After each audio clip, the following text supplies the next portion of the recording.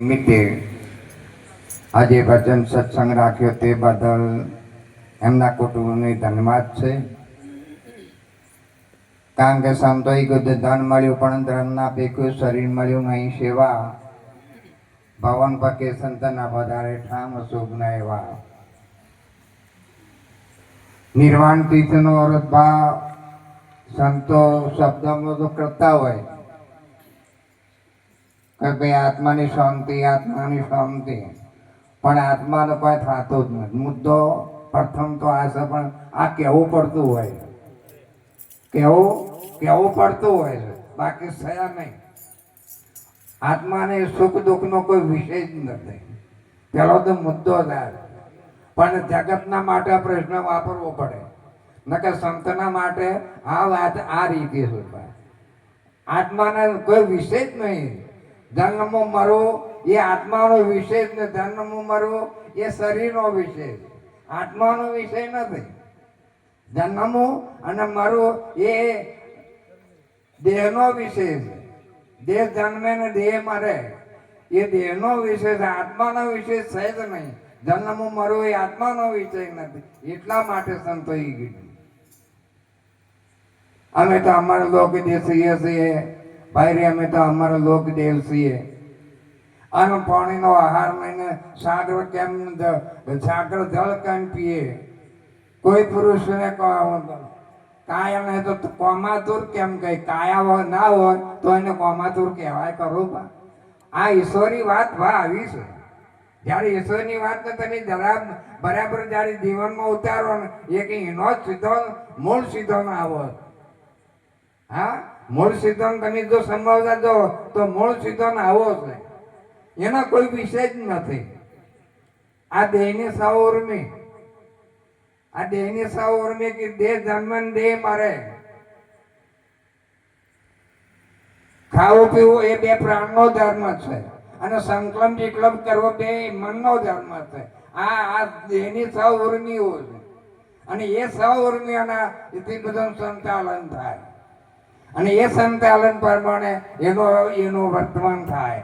ભૂત ભવિષ્યનું વર્તમાન, અને વર્તમાનનો આશય શું થાય? જે વર્તમાનમાં આ શરીર છે વર્તમાન કાળ છે, અને વર્તમાન કાળથી તમારે જે વસ્તુ પરમાત્માનું ઓળખો છો તો વર્તમાનમાં રહીને સમજાય. અને વર્તમાનમાં તમે ના હોય તો તમે સમજી શકો નહીં. હાલ અંધશ્રદ્ધાનું કારણ શું છે?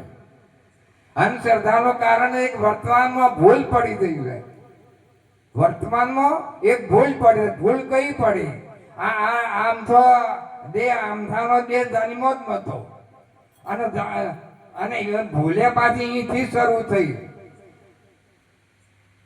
આ ભૂલની શરૂઆત અહીંથી જ થઈ જ છે. આ દેહ જન્મ એ દાડે અનામી જ હતો, પણ આમથાની સાપ પડી ને એટલે ભૂલ શરૂ થઈ ગઈ. હા, અંબાને જયારે સાપ પડે ને એટલાથી જ ભૂલ શરૂ થઈ ગઈ. હવે વાર્તામાં એટલે આ ભૂલ અંબાની જે સાપ પડે ને એ ભૂલ. હવે પહેલો પ્રથમ શું હતો? અનામી હતો. અને એ સંતો એ વાત સમજાવ્યા. અનામી વાત છે એ સંતો નક્કી કરાવે. આપણોને એ વાત નક્કી કરાવે. પણ અમથાનું નામ ભોઈ જાત આણે બા કલ્પિત નામ અવની વિશે તાસુ મુક્તિ ના હોય. આદિ નામ ગુપ્ત છે જાણે વિરલા કોઈ. એ આદિ નામ જે છે ને આદિ નામ ની ઓળખાણ સદગુરુ મહારાજ કરાવે. અને આદિ નામ જયારે ઓળખાય એ વાત સાચી છે. અને એ જયારે ઓળખાઈ જાય કે આ આખું સ્વરૂપ પરમાત્મા સહિત બીજું કોઈ છે જ નહીં.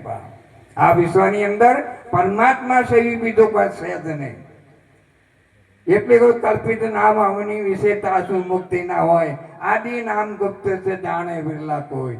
આ જે જાણવું એ સંતની ભૂમિકા. અહીં તમે જયારે દો એટલે આ બધું મટી જાય. નેણ વેણ ને આકૃતિ તમારી નેણે બદલાઈ જાય. નેણ બદલાઈ જાય કે પરમાત્માનું સ્વરૂપ તમને દેખાય. વેણ બદલાય એટલે તમે જે હું બોલું છું ને એ દાવો છૂટી જાય. હું બોલું છું એ દાવો છૂટી જાય સુધી હું બોલું છું ને એને દાવો કહેવાય.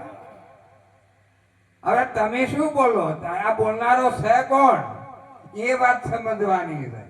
આ બોલી રહ્યો છે એ કોણ છે? બોલે બોલાવે ને બોલવામાં ના આવે. આ ભેદ સંતો સમજે છે. આ કે બોલે છે કોણ? હું એવો પ્રશ્ન ચાલે કે ભાઈ ગુરુ મુખથી બોલવાનું શરૂ કરો, ગુરુ મુખથી બોલવાનું શરૂ કરો. તો ગુરુમુખ આપણે કહેવું કોને? ગુરુમુખ કેવું કે નહીં? અને બધું આ ભાવ ગુરુમુખથી જ બોલાય છે. જો જયારે વતા થો ને એટલે ગુરુમુખથી જ બોલાય, બીજા છો ના બોલાય.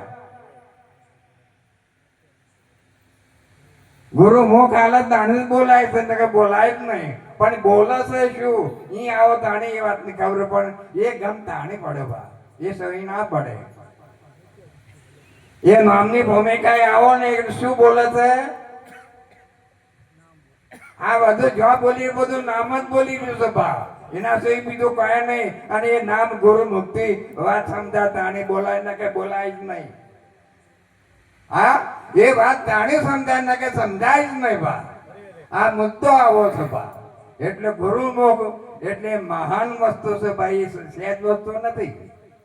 સંતોએ સહેજ વસ્તુ નહીં, એને તારવીને એકદમ વિશેષ કર્યું. એટલે ગુરુમુખથી આ વાકો વ્યવહાર જ ગુરુમુખથી ચાલે. પણ ના, આ તો કઈ હું બોલું છું, બોલે ભાઈ તમે શું બોલો? તમને ખબર જ નથી મુદ્દાની કે આ કોણ બોલી રહ્યું છે.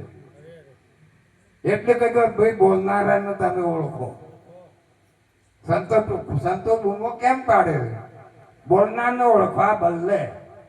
પણ જાણે અધોણ હોય અને તમે બોલનારને ઓળખી જાને એટલે વાત પૂરી. આ બોલનારને ઓળખો કે બધી વાત પૂરી થઈ, પછી તમારી બધી જ દોડધામ મટી જાય. પછી બહુ એનું ઓછો એટલે આટલે સરનું એનું વળી જાય. એટલે આટલું વિશેષ ના બોલતા એક વાણી બોલું. સદગુરુ મહારાજની